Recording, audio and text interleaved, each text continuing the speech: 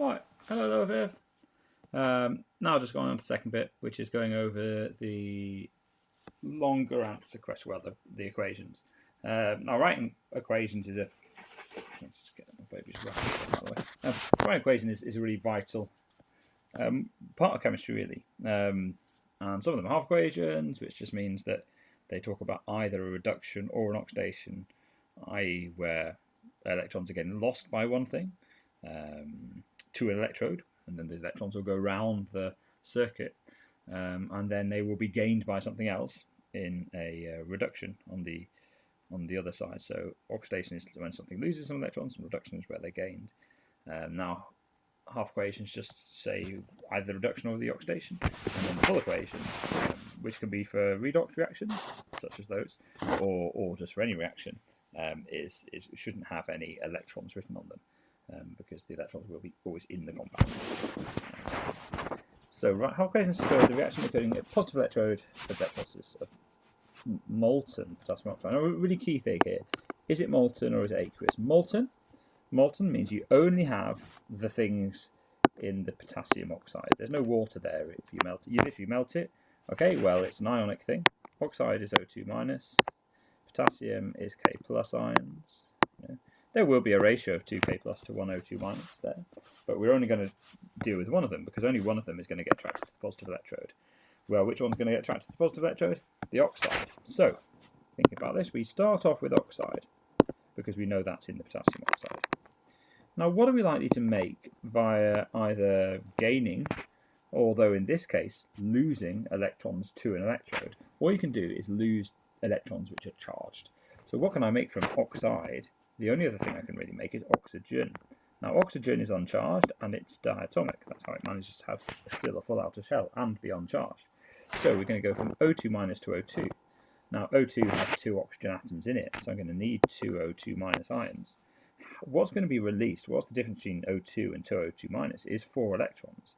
And how do I know it's 4 electrons? Well, 2 times minus 2 gives the left-hand side an overall charge of minus 4.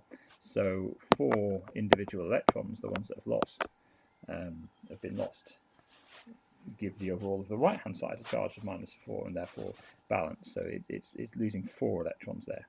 And you see I write here plus 4e minus on the right-hand side rather than minus 4e minus on the left-hand side. That's because for me an equation is what's there at the start and then what's there at the finish.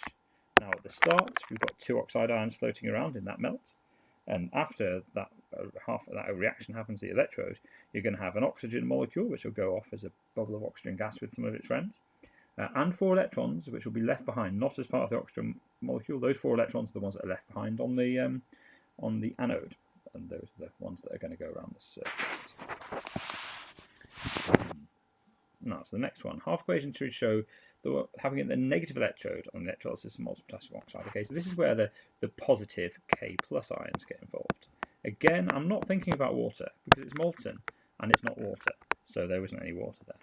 Now, what happens when K plus go to negative electrode? Well, a negative electrode is the one that tries to give electrons to things. So electrons are going to be involved there. But what can happen to a K plus ion if it gains an electron? Well, that electron can basically become the sea of delocalized electrons in the metal K, potassium. So it just goes to make potassium. So, and here, well, do I need to be something like K2? Do I need to be diatomic or anything like that? No. Because I don't have K is not something that's going to go into discrete diatomic molecules because it's a giant metallic structure. So therefore, there's an infinite structure of K atoms with delocalized electrons between them, theoretically, although obviously slightly less than infinite in reality. But still, the structure has loads and loads of those potassium ions, and the simplest ratio is just 1. So that's why there's no other numbers there.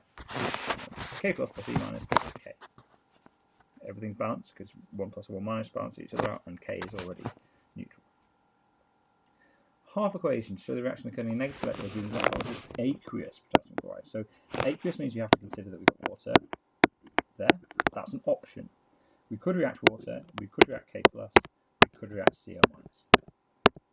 Negative electrode, okay. Negative electrode nicely means that we have to discount the Cl minus because Cl minus isn't going to be attracted to the negative electrode. Opposites attract. So what would be attracted to a negative electrode? K+, or water, the positive end of water. Okay, now the rule that we need to use is the metal that we would form, well, what metal are we going to make from K+?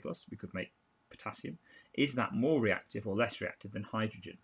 Now, potassium is much more reactive than hydrogen. So that means that our rule is that hydrogen will be produced, because if the metal is more reactive than hydrogen was, then it doesn't react to make that metal. Instead, the iron just floats around and water reacts instead. So here is where we have to consider what happens when water, a negative electrode, can gain electrons.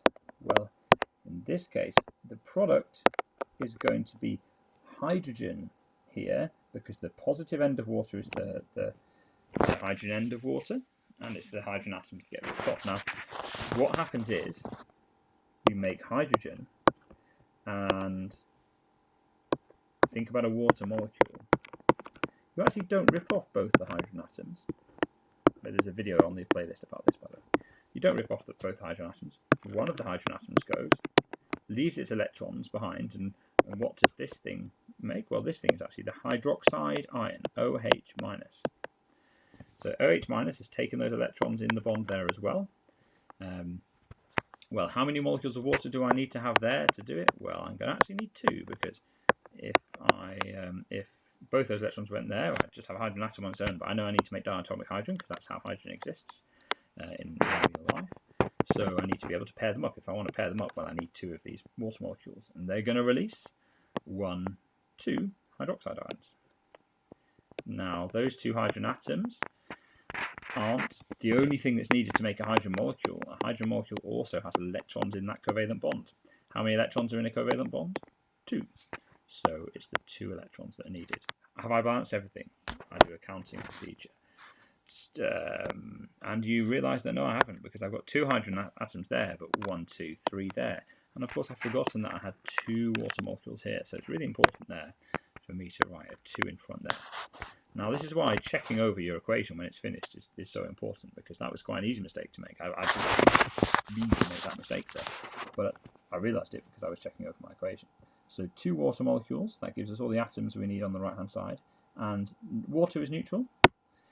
2 electrons mean there's an overall charge of 2- on the left-hand side. Hydrogen is neutral. 2 OH- means there's an overall charge of 2- on the right-hand side, so my charges are balanced as well. So tick. I'm pretty confident about that one. 23, same question, but at the positive electrode, reaction potassium. Okay, so where are we thinking here as well? Well, what do we have in aqueous potassium chloride? Aqueous means water. Potassium means K+ ions, and chloride means Cl- ions in an ionic, something like that. So positive electrode, you can get rid of the K+, that's not going to be attracted to positive electrode.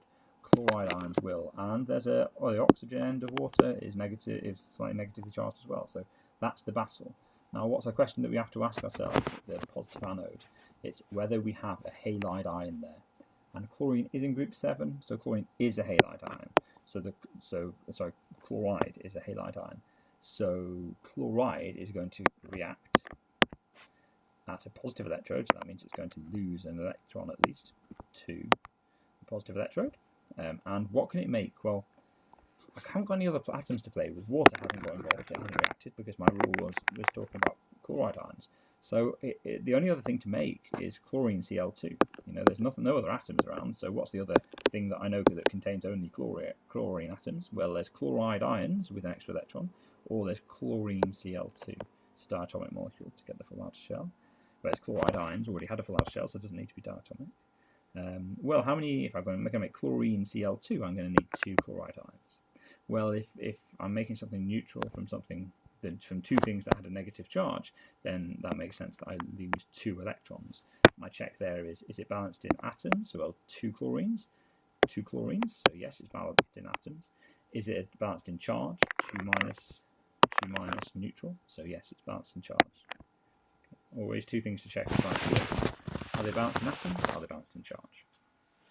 And the last question here, this was actually quite well done, which could have been because it was open book, and it might have been an example in the in the book, or it might just be that you're quite good at these.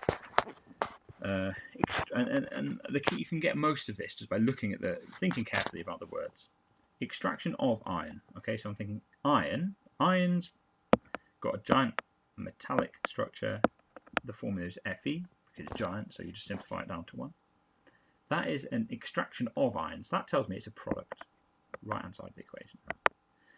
From iron 3 oxide. Iron 3 doesn't tell me anything about the numbers of the iron and the oxide. It tells me about the charge of the iron even. Fe3 plus. And oxide is O2 minus, group 6, needs 2 extra electrons. So, not Fe3 plus, Fe3 plus, my god. What ratio are we going to need them? Well, we're going to actually need 2 Fe3 pluses to balance the charge of 3 O2 minuses, because then it'll be 6 plus and 6 minus. So the iron to oxide is that formula, and it says extraction of iron from iron to oxide. So iron to oxide exists belongs on the left-hand side of the equation. 2, that's a 2. That is a 2. Thank you. What's it reacting with? Oh, they say carbon monoxide is the reducing agent. Carbon monoxide. So it's a reducing agent, carbon monoxide, because it's going to take oxygen away from the iron. Okay, you can also do it in terms of electrons, but in this reaction here, you can see there's oxygen there with the iron and the iron oxide, but here iron's just there on its own, so it's reduced by the carbon monoxide. Okay, the only thing they haven't told you is what the other product is. Well, if I have carbon monoxide and oxygen's getting taken away from the iron, where's it going? It's going onto the carbon. What is more oxygenated than carbon monoxide? Carbon dioxide. Now, how many oxygen atoms do I need to take? 3. So how many molecules of carbon monoxide do I need? 3, because every carbon monoxide takes 1 carbon oxygen atom away. So it makes 3 carbon dioxide if I have 3 carbon monoxide. How many ions do I have in Fe2O3? 2. How many ion atoms am I therefore going to make? 2. Let's check that it's all balanced in charge. Well, nothing's charged, so it's balanced in charge already. Is it balanced in atoms? 2 Fe's there. Let's use a different one. 2 Fe's there, 2 Fe's there. 3 oxygens there, plus 3 oxygens there is 6. 3 times 2 is 6. So oxygen's balanced. Carbons, 3 times 1 there, 3 times 1 there. Carbon's balanced, so we're happy. Okay, any questions about any of those equations, then please ask me when we have the teams meeting. Really important that we ask questions about balanced equations before the end of year test.